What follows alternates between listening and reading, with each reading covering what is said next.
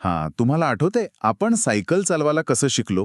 हां, खूपच धडपड करून. हो ना, म्हणजे सुरुवातीला सायकलवर बसतानाच तोल जाणं किंवा पॅडल मारताना पाय सटकणं, कधी-कधी तर चक्क धडपडणं आणि गुडघे फुटणं. हो, आणि मग अचानक कित्येक दिवसांच्या त्या धडपडीनंतर एक दिवस असा येतो की आपला तोल सावरला जातो. अगदी बरोबर. आणि आपण सरळ सायकल चालू लागतो.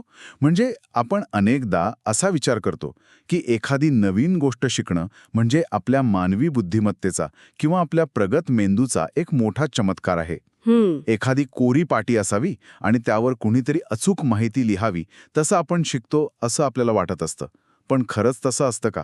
अम, हा एक अतिशय रंजक प्रश्न आहे, कारण आपण स्वतःला कितीही प्रगत समजत असलो ना, तरी नवीन गोष्ट शिकण्याची आपली जी मूळ पद्धत आहे, ती बऱ्याचदा एखाद्या अंधाऱ्या खोलीत रस्ता शोधण्यासारखी असते. म्हणजे चाचपडत पुढे जाण्यासारखी? हो, अगदी तशीच.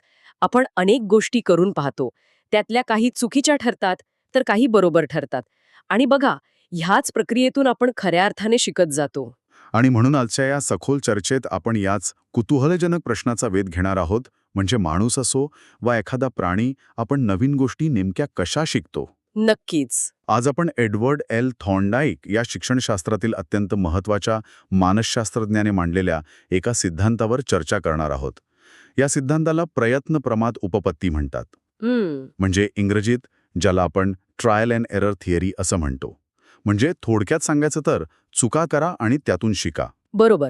खरं तर थॉर्नडाईक हे असे पहिले मानसशास्त्रज्ञ मानले जातात, ज्यांनी शिकणं ह्या प्रक्रियेचं अत्यंत शास्त्रीय आणि प्रयोगशील पद्धतीने निरीक्षण केलं होतं. हां. आणि त्यांच्या एका प्रसिद्ध ग्रंथाचा संदर्भही आपल्या आजच्या या चर्चेच्या नोट्समध्ये आहे. हो, ॲनिमल इंटेलिजन्स नावाचा तो एक अतिशय प्रसिद्ध ग्रंथ आहे. आता या सगळ्या चर्चेचा मूळ पाया एका विशिष्ट संकल्पनेत दडलेला आहे, ज्याला मानसशास्त्रात सहचर्यवाद किंवा असोसिएशन असं म्हणतात. पण एक मिनिट, हा सहचर्यवाद नावाचा शब्द ऐकायला थोडा जड आणि पुस्तकी वाटतोय. समजते मी. जर आपण हे एकदम सोप्या भाषेत उलगडून पाहिलं, तर नक्की काय प्रक्रिया घडत असते आपल्या मेंदूत? म्हणजे हे असोसिएशन नक्की कशाचं असतं? अगदी सोप्या भाषेत सांगायचं तर सहचर्यवाद म्हणजे दोन गोष्टींमधला संबंध जोडला जाणं. यातनं दोन मुख्य घटक असतात. ओके, कोणते? पहिला म्हणजे उद्दीपक किंवा ज्याला आपण स्टिम्युलस म्हणतो, आणि दुसरा म्हणजे प्रतिसाद किंवा रिस्पॉन्स. हां, स्टिम्युलस आणि रिस्पॉन्स. हो, उद्दीपक म्हणजे अशी कोणतीही गोष्ट जी तुम्हाला एखादी कृती करण्यासाठी प्रवृत्त करते, आणि प्रतिसाद म्हणजे तुम्ही त्या उद्दीपकाला दिलेली प्रतिक्रिया. बर. उद्दीपकाला आपला मेंदू किंवा शरीर विशिष्ट प्रतिसाद देतो आणि वारंवार हेच घडल्यामुळे त्या दोघांमध्ये एक पक्का संबंध किंवा एक कनेक्शन तयार होतं ना, तेव्हा त्याला आपण अध्ययन किंवा शिकणे असं म्हणतो. मला हे थोडंसं उदाहरणातून समजून घ्यायला आवडेल. म्हणजे असा विचार करूया की आपण एखाद्या अनोळखी आणि पूर्ण अंधाऱ्या खोलीत गेलो आहोत. आपल्याला तिथे प्रकाश हवाय, म्हणजे तो अंधार आणि प्रकाशाची गरज हा आपला उद्दीपक झाला, बरोबर? अगदी बरोबर. मग आपण काय करतो? आपण भिंतीवर चाच पडायला लागतो. अनेक चुकीच्या जागांवर आपला हात लागतो. म्हणजे आपण तिथे चुका करत असतो. पण अचानक आपला हात एका विशिष्ट बटणावर पडतो, ते दाबलं जातं आणि खोलीत प्रकाश पडतो. हे अगदी तंतोतंत उदाहरण आहे. तुम्ही प्रकाश मिळवण्यासाठी जी काही धडपड केलीत, तो तुमचा प्रतिसाद होता. जेव्हा तुम्ही योग्य बटन दाबता आणि प्रकाश पडतो, तेव्हा तुम्हाला जे समाधान मिळतं ना, त्यामुळे तुमच्या मेंदूत ती विशिष्ट जागा आणि प्रकाश पडणे यांचा एक मजबूत मानसिक संबंध किंवा सहचर्य निर्माण होतं. म्हणजे मेंदू ते रजिस्टर करतो. एक्झॅक्टली. पुढच्या वेळी तुम्ही त्या खोलीत गेल्यावर तुम्ही आधीसारखी पूर्ण भिंत चाचपडत बसणार नाही. तुमचा हात थेट त्या बटनाकडे जाईल, कारण तुमच्या मेंदूने तो संबंध आता शिकून घेतलाय. खरंय.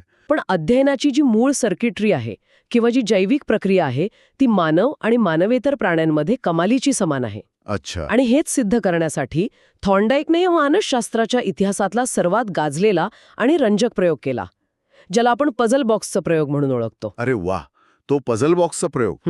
मी याबद्दल वाचलंय आणि खरं सांगायचं तर मला तो नेहमीच एका थ्रिलर सिनेमासारखा वाटतो. कसा काय? म्हणजे विचार करा, थॉर्नडाईकने एक खास लाकडी पिंजरा तयार केला होता जो आतून उघडण्यासाठी एक विशिष्ट लिव्हर किंवा कळी दाबावी लागायची. बरोबर. आणि या पिंजऱ्यात त्यांनी एका मांजराला ठेवलं.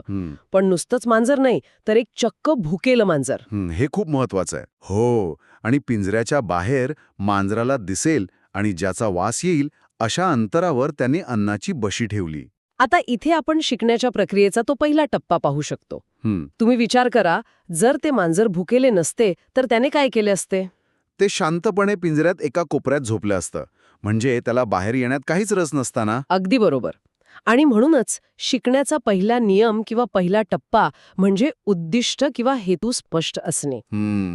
इथे अन्नाचा वास हा उद्दीपक होता आणि भूक शमवणे हे त्या मांजराचे स्पष्ट उद्दिष्ट होते. आता मला सांगा, उद्दिष्ट समोर असल्यावर त्या मांजराने काय केले? त्याने बाहेर पडण्यासाठी धडपड सुरू केली असणार. हो, पण ती धडपड काही विचारपूर्वक नव्हती. ते मांजर काही तिथे बसून गणित सोडवत नव्हतं किंवा पिंजऱ्याचं डिझाईन तपासत नव्हतं. हो, साहजिकच आहे. ते बिचारा मांजर वेड्यासारखं पिंजऱ्याला ओरखडायला लागलं असेल, इकडे तिकडे उड्या मारत असेल किंवा त्या पिंजऱ्याच्या बार्सना चावत असेल. या सगळ्या एकदम रॅन्डम आणि अनावश्यक हालचाली होत्या. ओके. मांजर विविध मार्ग वापरून पाहत होतं.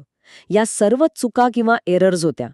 पण मग अचानक या सगळ्यातून योगायोगाने एक गोष्ट घडते. ती कोणती? उड्या मारता मारता अचानक मांजराचा पाय त्या लिव्हरवर पडतो. तो लिव्हर दाबला जातो. क्लिक असा आवाज होतो आणि पिंजऱ्याचं दार उघडतं. वाह. आणि मग मांजराला बाहेर येऊन ते अन्न खाता येतं. हा तो खऱ्या अर्थाने आहा मोमेंट आहे. म्हणजे याला आपण तिसरा टप्पा म्हणूया, योगायोगाने मिळणारे यश. पण इथे मला एक मोठा प्रश्न पडतो. दार उघडलं हे नक्कीच घडलं, पण त्या मांजराला लगेच समजलं का की हे दार माझ्याच पायामुळे उघडलं आहे? नाही, म्हणजे सुरुवातीला अजिबात नाही. आणि म्हणूनच थॉर्नडाईकने तो प्रयोग तिथेच थांबवला नाही. अच्छा, त्यांनी तो पुन्हा केला. हो, त्यांनी पुन्हा त्या मांजराला पिंजऱ्यात टाकलं, पुन्हा बाहेर अन्न ठेवलं. दुसऱ्या वेळीही मांजराने ओरखडणं आणि उड्या मारणं सुरूच ठेवलं. पण यावेळी त्याला तो लिव्हर दाबायला थोडा कमी वेळ लागला. म्हणजे मेंदूने हळूहळू चुकीच्या हालचाली गाळायला सुरुवात केली होती तर. नक्कीच. थॉर्नडाईकने हा प्रयोग अनेक वेळा परत केला. प्रत्येक वेळी मांजराच्या चुका कमी होत गेल्या आणि त्याला बाहेर येण्यासाठी लागणारा वेळही कमी होत गेला. आणि शेवटी बघा, एक वेळ अशी आली की पिंजऱ्यात ठेवल्याबरोबर मांजराने इतर कोणतीही हालचाल न करता थेट लिव्हर दाबला आणि दार उघडले. वाह. हा होता चौथा आणि अंतिम टप्पा. चुका पूर्णपणे कमी होणे आणि कौशल्य साध्य होणे. या संपूर्ण प्रक्रियेलाच प्रयत्न प्रमादातून शिकणे असं म्हणतात. पण मला इथे एक मोठी शंका उपस्थित करावीशी वाटते. हां, बोला ना. हे सगळं ऐकायला खूप लॉजिकल आणि तर्कशुद्ध वाटतंय, पण जरा विचार करा, ही पद्धत किती भयानक वेळखाऊ आहे. ते आहे. म्हणजे त्या मांजराने सुरुवातीला कितीतरी ऊर्जा केवळ ओरखडण्यात आणि उड्या मारण्यात वाया घालवली. आपण माणूस म्हणून जर प्रत्येक गोष्ट अशीच शिकायला लागलो तर आपलं आयुष्य फक्त चुका करण्यातच जाईल ना. खरंय. शिवाय समजा त्या मांजराला दुसऱ्या एखाद्या पिंजऱ्यात टाकलं जिथे लिव्हर पायाजवळ नसून वरच्या बाजूला आहे, तर ते पुन्हा शून्यापासून सुरुवात करणार. बरोबर. म्हणजे एका ठिकाणी शिकलेलं कौशल्य दुसरीकडे जशास तसं वापरता येत नाही. मग अशी ही सदोष, वेळखाऊ आणि ऊर्जेचा अपव्यय करणारी पद्धत शिक्षणाची प्रभावी पद्धत कशी असू शकते? तुमचा हा आक्षेप अतिशय रास्त आहे. या पद्धतीच्या मर्यादा नक्कीच आहेत. प्रगती खूप सावकाश होते, हे मान्य आहे. हो ना. मिळणारे यश सुरुवातीला योगायोगावर अवलंबून असते. श्रम आणि शक्तीचा अनावश्यक खर्च होतो. आणि तुम्ही म्हणालात तसं, एका परिस्थितीत प्राप्त झालेलं कौशल्य दुसऱ्या परिस्थितीत उपयोगी पडेलच असे ठामपणे सांगता येत नाही. मग तरीही याला एवढं महत्त्व का? कारण तरीही ही पद्धत मूलभूत मानली जाते, याचं एक अतिशय भक्कम कारण आहे. कारण ते कारण काय आहे? कारण यातूनच थॉर्नडाईकने शिक्षणाचे 3 असे सुवर्ण नियम शोधून काढले, जे मानवी मानसशास्त्राचा आणि आजच्या आपल्या संपूर्ण शिक्षण व्यवस्थेचा पाया आहेत. अच्छा. आपण कितीही प्रगत झालो ना, तरी आपला मेंदू याच 3 नियमांच्या आधारावर काम करतो. या नियमांमुळेच ती वेळखाऊ प्रक्रिया अंतिमतः एक पक्की सवय बनते. बापरे, म्हणजे या चुकांच्या आणि धडपडीच्या प्रक्रियेतही काही विशिष्ट नियम दडलेले आहेत तर. चला तर मग हे नियम थोडे सविस्तर समजून घेऊया. कोणता आहे तो पहिला नियम? पहिला नियम आहे तत्परतेचा किंवा तयारीचा नियम, ज्याला इंग्रजीत लॉ ऑफ रेडीनेस म्हणतात. ओके, तत्परता. हां, नियम सांगतो की शिकण्याची प्रक्रिया तेव्हाच सुरू होऊ शकते जेव्हा शिकणाऱ्याची शारीरिक आणि मानसिक तयारी असते. म्हणजे मगाशी आपण मांजराच्या त्या भुकेबद्दल बोललो तसं काहीसं? अगदी तसंच. जर मांजर भुकेलं नसतं तर ते शिकण्यासाठी तत्पर नसतं. मानवी शिक्षणातही हेच लागू होतं. कसं काय? बघा, आपण अनेकदा विद्यार्थ्यांना वर्गात बसवतो आणि त्यांना शिकवण्याचा प्रयत्न करतो. बरं. पण जर तो विद्यार्थी आतून उत्सुक नसेल, त्याची ती मानसिक तयारी नसेल, तर शिक्षक कितीही उत्तम असला तरी अध्ययन घडूच शकत नाही. हो, हे तर अगदी 100% खरं आहे. मेंदू जर माहिती स्वीकारण्यासाठी तयार नसेल तर कोणतंही उद्दीपक आणि प्रतिसाद यांचे सहचर्य निर्माण होतच नाही. हे तर आपण रोजच अनुभवतो. जोपर्यंत आपल्याला स्वतःला आतून वाटत नाही ना, की मला ही नवीन भाषा शिकायची आहे किंवा मला हे नवीन सॉफ्टवेअर शिकायचं आहे, तोपर्यंत कोणीही आपल्या डोक्यात ती माहिती कोंबू शकत नाही. नक्कीच. म्हणजे मानसिक तयारी हा पहिला आणि सर्वात महत्त्वाचा पाया आहे. मग एकदा का आपली तयारी झाली, की पुढे काय होतं? एकदा तयारी झाली की दुसरा नियम लागू होतो. तो म्हणजे सरावाचा किंवा पुनरावृत्तीचा नियम, ज्याला लॉ ऑफ एक्सरसाइज म्हणतात. हां, सरावाचा नियम. हो, हा नियम अतिशय थेट आहे. तुम्ही एखादी कृती जितक्या जास्त वेळा करता तितका तो उद्दीपक आणि प्रतिसाद यांच्यातील संबंध मजबूत होतो. म्हणजेच थोडक्यात प्रॅक्टिस मेक्स परफेक्ट. हो, पण त्यामागे एक मेंदूविज्ञानाचं खूप मोठं कारण आहे. ते कसं? जेव्हा आपण गणिताची सूत्रे वारंवार सोडवतो तेव्हा मेंदूतील न्यूरॉन्सचे मार्ग अधिक जाड आणि वेगवान बनतात. त्या मांजराला केवळ एकदा लिव्हर दाबल्यावर सगळं समजलं नाही. हो, त्याला खूप वेळ लागला. त्याला ते अनेक वेळा करावं लागलं. आपणही जेव्हा नवीन भाषा शिकतो किंवा टायपिंग शिकतो तेव्हा सरावाशिवाय बोटांना ती जागा लक्षात राहत नाही. सरावाने संबंध बळकट होतात आणि सराव थांबवला की ते संबंध कमकुवत होतात. हे खरंच खूप लॉजिकल आहे. पण माझ्या मनात अजून एक प्रश्न आहे. विचारा. समजा मी मानसिकदृष्ट्या तयार आहे, मी सरावही भरपूर करतोय, पण समजा मी जो सराव करतोय त्याचा शेवट खूप वाईट होत असेल तर? म्हणजे नक्की काय म्हणायचंय तुम्हाला? म्हणजे समजा मी सायकल चालवायला शिकतोय, रोज सराव करतोय, पण रोज सायकलच्या साखळीत माझं बोट अडकून मला भयंकर वेदना होत आहेत. तर मी त्या परत परत कशाला करेन? आणि इथेच तुम्ही थॉर्नडाईकच्या तिसऱ्या आणि सर्वात शक्तिशाली नियमाला स्पर्श केलात. अरे वा! याला परिणामाचा नियम किंवा लॉ ऑफ इफेक्ट म्हणतात. हा नियम सांगतो की कोणत्याही कृतीची पुनरावृत्ती ही त्या कृतीतून मिळणाऱ्या परिणामावर अवलंबून असते. परिणामावर म्हणजे शेवटी काय होतं त्यावर. हो, जर एखाद्या कृतीचा परिणाम सुखद असेल, ज्याला आपण रिवॉर्डिंग म्हणतो, तर आपण ती कृती पुन्हा पुन्हा करतो. पण जर परिणाम दुःखद किंवा वेदनादायी असेल, तर आपण ती कृती टाळतो. म्हणजे त्या मांजराच्या प्रयोगात दार उघडून अन्न मिळणं आणि भूक शमणं हा सुखद परिणाम होता. बरोबर. त्यामुळे त्याने ती कृती पुन्हा केली. आणि माझ्या त्या सायकलच्या उदाहरणात साखळीत बोट अडकणं हा दुःखद परिणाम होता. त्यामुळे मी सायकलच्या साखळीला हात लावणं सोडून देईन. अगदी अचूक ओळखलत. आपल्या मेंदूला ना डोपामिनची खूप आवड असते. डोपामिन. जेव्हा आपल्याला बक्षीस मिळतं किंवा यश मिळतं तेव्हा मेंदू डोपामिन स्त्रवतं आणि मेंदू ती कृती लॉक करून ठेवतो. जर आपण हे आजच्या आधुनिक जगात पाहिलं ना, तर तुमचे स्मार्टफोन्स, व्हिडिओ गेम्स किंवा सोशल मीडियाचे अल्गोरिथम्स याच परिणामाच्या नियमावर चालतात. हे खूपच इंटरेस्टिंग आहे. कसं काय? तुम्ही एखादा फोटो टाकता, तुम्हाला अनेक लाईक्स मिळतात, हा एक सुखद परिणाम आहे. त्यामुळे तुम्ही पुन्हा नवीन फोटो टाकण्यासाठी प्रेरित होता. हे म्हणजे तुम्ही तोच पिंजऱ्यातलं लिव्हर पुन्हा पुन्हा दाबताय, फक्त त्याचं स्वरूप बदललं आहे. हा विचार खरंच अवाक करणार आहे. म्हणजे आपले स्मार्टफोन्स आणि सोशल मीडिया एक प्रकारचे आधुनिक पझल बॉक्सेस आहेत. हो, अगदी तसंच. आणि आपण सगळे नकळतपणे त्यातले लिव्हर्स दाबत आहोत.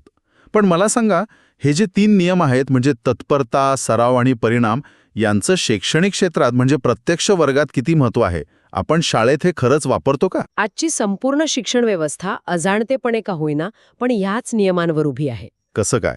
पहिलं म्हणजे शिक्षकांचं सर्वात मोठं काम हे नुसतं माहिती देणं नाहीये, तर विद्यार्थ्यांमध्ये प्रेरणा निर्माण करणं आहे. कारण प्रेरणेशिवाय तत्परता येतच नाही. बरोबर. दुसरं म्हणजे पाढे पाठांतर करणं किंवा गृहपाठाची उजळणी करणं हे सर्व सरावाच्या नियमावर आधारित आहे. आणि तिसरा नियम? आणि सर्वात महत्त्वाचं म्हणजे परीक्षेत चांगले गुण मिळवणं, शिक्षकांनी दिलेली शाबासकी किंवा लहान मुलांना दिलं जाणारं बक्षीस हे सर्व परिणामाचा नियम वापरून विद्यार्थ्याला शिक्षणाबद्दल ओढ निर्माण करण्याचे मार्ग आहेत. अध्ययनार्थींना नेहमी सुखद अनुभव देणं गरजेचं असतं, जेणेकरून ते शिक्षणाकडे आकर्षित होतील. म्हणजे वर्गातली ती सोन्याची चांदणी किंवा रिमार्कच्या वहीतली शाबासकी हे सगळं त्या मांजराच्या बशीतल्या अन्नासारखंच काम करतं. नक्कीच. आपण पूर्वीच्या चुका टाळून पुन्हा प्रयत्न करणे हेच खरा शिक्षणाचं स्वरूप आहे. हे विश्लेषण ऐकताना एक गोष्ट अगदी स्पष्ट होते की चुका करणे हा शिक्षणातला अडथळा नाहीये, हं, तर तो शिक्षणाचाच एक अनिवार्य भाग आहे. अगदी बरोबर. आणि म्हणूनच आपण जेव्हा नवीन कौशल्य आत्मसात करतो तेव्हा त्यामागे ही नैसर्गिक, जैविक आणि थोडी वेळखाऊ पण अत्यंत पक्की अशी प्रक्रिया घडत असते. चुकांमधून मिळालेले धडे मेंदूत कायमस्वरूपी कोरले जातात. खूपच सुंदर आणि सविस्तर उलगडा केलात तुम्ही याचा. आज आपण शिकण्याचा मूळ पाया, सहचर्यवाद, मांजराचा तो प्रसिद्ध प्रयोग आणि थॉर्नडाईकचे ते 3 सुवर्ण नियम अतिशय बारकाईने समजून घेतले. पण हे सगळं ऐकल्यानंतर आणि त्यावर विचार केल्यानंतर मला शेवटी एक अत्यंत महत्वाचा आणि थोडासा भीतीदायक वाटणारा मुद्दा इथे मांडावासा वाटतोय. भीतीदायक? कोणता मुद्दा? आपण आत्ताच चर्चा केली की परिणामाचा नियम सांगतो की दुःख देणाऱ्या अनुभवांमुळे आपण ती कृती टाळतो आणि चुकांमधून आपण योग्य मार्ग शोधतो. हो. पण जरा आजच्या आधुनिक जगाकडे आणि शिक्षण पद्धतीकडे पहा. आज तंत्रज्ञानाच्या युगात आपण विद्यार्थ्याला चुका करण्यापासून किंवा अपयशाच्या दुःखापासून पूर्णपणे वाचवण्याचा आटोकाट प्रयत्न करत आहोत. म्हणजे तुम्हाला अतिसुरक्षित वातावरणाबद्दल बोलायचंय का? हो, एक्झॅक्टली. उदाहरणार्थ, आज कृत्रिम बुद्धिमत्ता किंवा AIच्या मदतीने विद्यार्थ्यांना कोणत्याही कठीण प्रश्नाचे थेट तयार आणि अचूक उत्तर अवघ्या काही सेकंदात मिळतंय. खरंय. त्यांना ती अंधारी खोली चाचपडायची आता गरजच उरलेली नाही. कोणीतरी कायम त्यांच्या हातात आधीच पेटलेला दिवा आणून देत आहे. सायकल चालवताना पडू नये म्हणून आपण इतके प्रोटेक्टिव्ह गिअर्स वापरतो की पडण्याची किंवा अपयशाची ती वेदनाच जाणवत नाही. अशा या तयार उत्तरांच्या आणि अतिसुरक्षित जगात आपण नकळतपणे आपल्या पुढच्या पिढीच्या मेंदूला या नैसर्गिकरित्या चुका करून शिकण्याच्या म्हणजे त्या ट्रायल अँड एररच्या अत्यंत महत्त्वाच्या प्रक्रियेपासून वंचित तर ठेवत नाही ना. हा, खरोखरच खूप अस्वस्थ करणारा आणि खोल विचार करायला लावणारा मुद्दा आहे.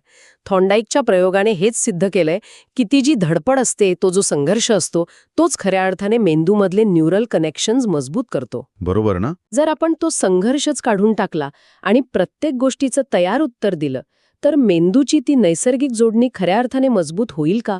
चुकांशिवाय नुसतं बरोबर उत्तर पाठ करून सखोल शिक्षण पूर्ण होऊ शकतं का? हा प्रश्न प्रत्येक पालकाने आणि शिक्षकाने स्वतःला विचारण्याची आज खूप गरज आहे. अगदी 100% खरंय. जर आपण स्वतःच्या बळावर अंधारात रस्ता शोधलाच नाही तर उद्या जेव्हा तो तयार दिवा विझेल तेव्हा आपण पूर्णपणे हरून जाऊ. नक्कीच. आपण कधीच खऱ्या अर्थाने आत्मनिर्भर होऊ शकणार नाही. याच्या एका अत्यंत कुतूहलजनक, थोड्याशा अस्वस्थ करणाऱ्या पण तेवढ्याच विचारप्रवर्तक प्रश्नासह आपण आजची ही सखोल चर्चा इथेच थांबूया. तुम्ही दिलेल्या वेळेबद्दल आणि या अप्रतिम विश्लेषणाबद्दल खूप खूप धन्यवाद.